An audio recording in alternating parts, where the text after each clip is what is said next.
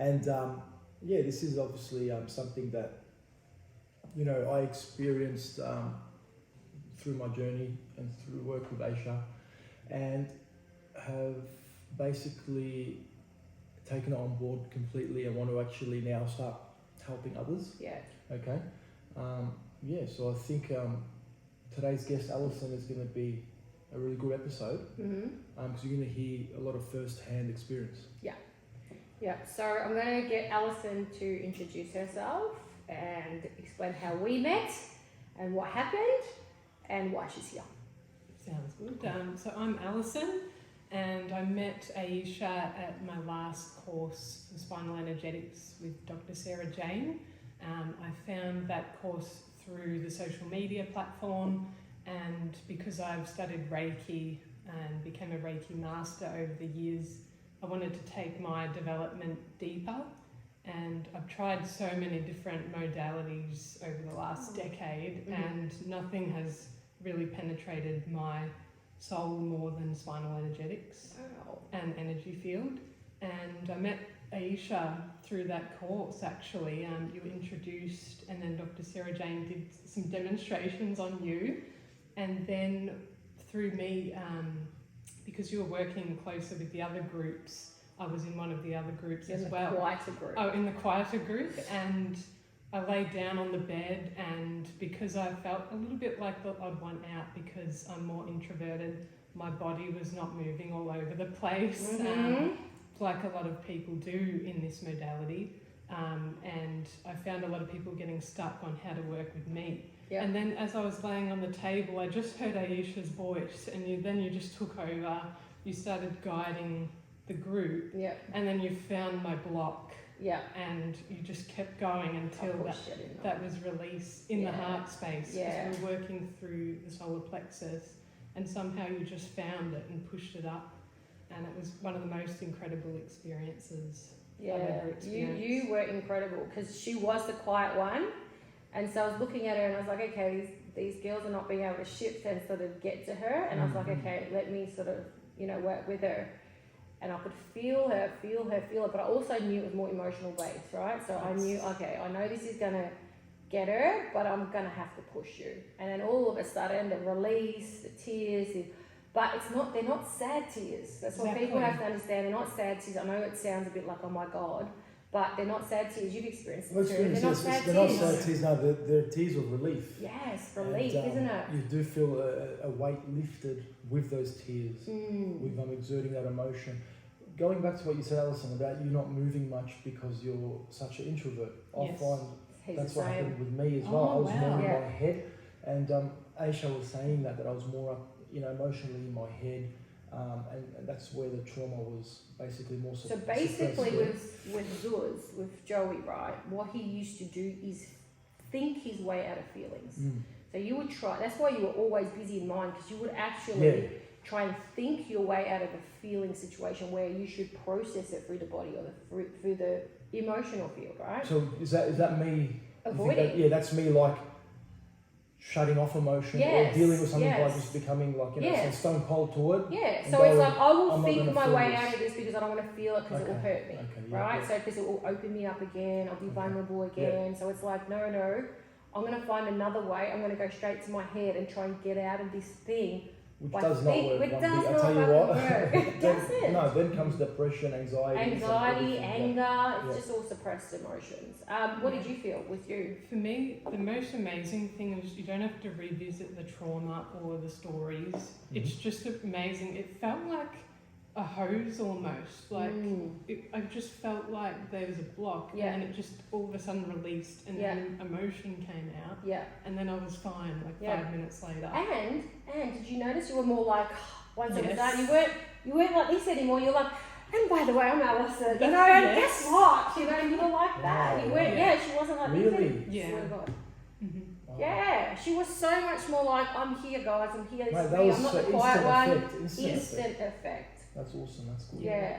So that's how much energy affects us. And do you know what? And without the shift, she would have thought, this is who I am. I'm introvert. Yeah. I'm introvert, and that's what we were talking about, right? Yeah. We believe that patterning is us. It's not. Yeah. There's some sort of blockage somewhere because, doing the trauma-informed course, it tells you that something happened. Exactly. We weren't able to let the whole process finish, and halfway through, we got told not to feel through it. Mm-hmm. We were scared to go, we didn't feel safe enough for it to happen. There was no guidance outside. So our system either maybe freaked out and stopped it, or even distracted ourselves out of not completing something. How many people fucking take a medication to not feel some sort of discomfort? I'm okay with you taking medicine when it's a severe pain, but we don't even want to experience a little bit of discomfort. Or, I'm bored, quick, get the phone out. Straight away, we always look for comfort. We don't actually process whatever shows up. And I think that's what gets stored in our, body. Maybe with you, it would have been something about not being able to speak up, be as loud or whatever, and so that you feel okay, the way I survive and I get accepted is to be the quiet one. And that helped you back then. It's not a bad thing. Yeah. But then that shit's replaying itself. 100%. Yeah. It builds up into its own volcano. Yeah. Or it could be the opposite. You were suppressed when you were younger and you want to be loud and everyone to see me, and you go hyper. Yep. Right? So you're hyper or hyper. It could be the same event, but depending on what meaning you've given it, you can go this way or that way. Do you know what I mean? Both are out of balance though. Do you know what I mean? Yeah, definitely. Yeah. And to have someone like me on the table, it was able to show the other people in the class, just everyone can experience it. Yeah. And everyone is so different and unique with how we react. Express it. Yeah. And sometimes people think they actually end up believing that they're quiet. I have people that I work with, they go, I'm never angry. And I'm like, straight away, to me, that's a light bulb. Are you never angry? How can you not be an angry person? I get no one's an angry person, but how can you never not have anger? Yeah. All right? And then when I get them on the table, it's expressed differently. Yeah, and I was like, what was that then? What was that being, released on the table? And they're like, that was anger. Yeah, it's because you know what? They were somewhere told or made to feel that anger is not the right thing, not the way to be, and so that cycle didn't finish. Right? So then that aversion to anger keeps suppression, anger in there. Correct. Right? Yeah. And so when you allow that freedom, it's a safe space. Okay, you can express your anger, whatever emotion, and it gets to finish its cycle. Yeah. What about you? What about your experience with when you had similar, the emotions come up and stuff? Did you feel that in your body, that the completion of something? Yeah. So I felt during it. I felt the main thing was that tingling sensation that we had in the body. Yep. That buzzing, that electric feeling. Yeah. And I did feel, because for once I wasn't in my head, right? Going previous, when I do work with Aesha, still here I have vivid dreams, At one stage I remember I was lying down and I had a dream of we were in the Amazon, right? Yeah. And we had Soltara. Yeah, Soltara. Soltara. Retreat. We had it was a hut, and it was that vivid and real that I was there feeling everything. Yeah. And then we stood outside of this hut, and there was a big storm forming. Clouds were like a big storm, a big clouds were coming in, rolling. Yeah, it was very vivid. Yeah. And I'm sitting there. Actually, to be honest, I enjoyed the dreams. Yeah, I really did, because it must have been because I'm so much in my head. I'm a constant thinker. I'll be driving. Yeah. Anything I'm doing, I could be listening to someone but constantly thinking about something else, right? Yeah. So for me, I found comfort in that. You know what I mean? In those dreams. But do you remember I used to say to you, you're so in your head, and I have to bring you back into your body. It's like a grounding. Yeah, it's like I've got to bring you back. Because you don't want to feel what's in reality. You want to go out and experience imagination and a different space. And I'm like, nah. Body. And a lot of the dreams were of aggressive nature in some way. Yeah. Do you know what I mean? Like Remember? fights, like So I fight, say, you altercations. process emotion through thinking. Yeah, through thinking. And then, so a lot of it was through, a lot of them had some sort of aggressive nature. Even this one like which felt the most vivid, was that, and as then I actually felt the temperature of the room change. Yeah. Right? And I heard the wind, and I'm like, this is crazy. I wanted to open my eyes and just see what is going on. By the time I opened my eyes, there was a black cloud. And it was a clear day. Wow. Yeah. Clear day, and there was a black cloud, and it rained for about 10 seconds. And then left. That's and amazing. then left. Yeah. And then I explained to Aesha, she's like, stop talking, and she opens her phone, and the last thing she browsed the night before was that hut. Oh wow. Was that hut in that Amazon jungle, and we're like, what just happened? When that happened, I got really we're gonna go into this. Like, this is sick. Yeah, this is real. This is real. This is doing something. Yeah. And then when I went to the event, and as we're going through the 1 hour of breathing and that breathwork journey there, I felt the first time I started to feel it in my body properly, this electric field, this current of charge, and felt it stuck around my chest. And then I just remember Pat literally came around and told me to tap my chest. Yeah. Within seconds, it was as if gates were open. There you go. And all this pressure of water. There you go. Imagine floodgates opening, it's going boom, straight to my head. Yeah. It was like a wave of just energy shoot to my head, and then I was off. Yeah. Done. See you later. Out the eyes. Out the eyes. But how amazing is that, right? It's like, all that suppressed feelings and emotion, you got to experience it, and how liberating was it? Seriously. 100%. Like, it is. I think, people that I know, they watch me and go, like, what did it feel like? You were crying. And I said, mate, it was like as if that's happening, but I'm not sad. It's just a good release. It's just a release, and I'm feeling it. I'm like, this is a ride that I'm on, and this is crazy. Like, I can't believe I'm crying. I'm doing this, and I'm just like alert and aware of everything my body was doing. Yeah. And I was more amazed, I reckon. Yeah. By it, or like just by how powerful it was. Yeah. And how much better is it if we work on all those fields together, right? So it's not saying just do that. Right, you should actually physically do stuff that makes the body healthy too. Yeah. Movement, Surface exercise, things, eat as well, proper food, what you're taking in with water and stuff. If you need that manipulation, yes, you do that as well. But going to the root cause of the trauma without having to repeat the story, I can tell every therapist that you come across, this is my story again, which reminds your system again, this is who you are. Exactly right. Right? And live in that past. This way is literally, you don't need the story. All you have to do is be with what shows up, right? Sit back, like you said, and allow it to finish the circle, the cycle.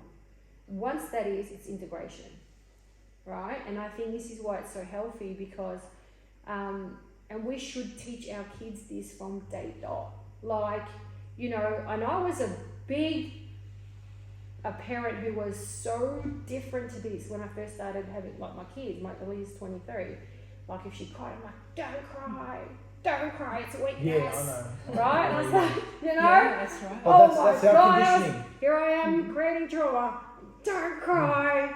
And because I got abused as a kid, so what was my opposite? Don't have weakness. You can't be weak. It's not safe to be weak in your body, right? So then I was like, oh my God, you've got to be a soldier now. And so, the first few years of me parenting Aaliyah was like, dude, you're a soldier. You have to be a soldier. Put the armor up. You got weapons. You good. Now you can go to the world. As I started to learn, I was like, oh my God, that's just not the way. And the more I learn about it, the more I learned about it though, I don't feel guilty in parenting her that way, because that's what I knew. Yeah. Right. So I don't feel bad. Also, can you make a difference, and can you change the way you parent, and that will have it into it? Fucking no. 100%. Because you can speak to them and go, oh my God, this is what I've learned. I didn't know any better then. This is how it works, and then they start learning. So it's never too late. And I do this work with my kids, right? So that that they don't have this in their system, because there's also generational trauma, Exactly, yeah. That's right. right? Which is like, could be anything. Like, have you anything come up for you that seems like it's generational trauma? Definitely, I feel like it's along like the love life and carrying that with me through the generations. So relationships, something with, like an idea of what relationships meant to be. I think I have that too, for sure, man. What about you? Mate, to be honest, because I've been listening to a lot of podcasts about how they're proving now that basically, your DNA can get passed down and change, and you can change. The nervous system is passed down. Yeah, exactly, and it can be from habits because the memory in the body and whatnot. Yeah.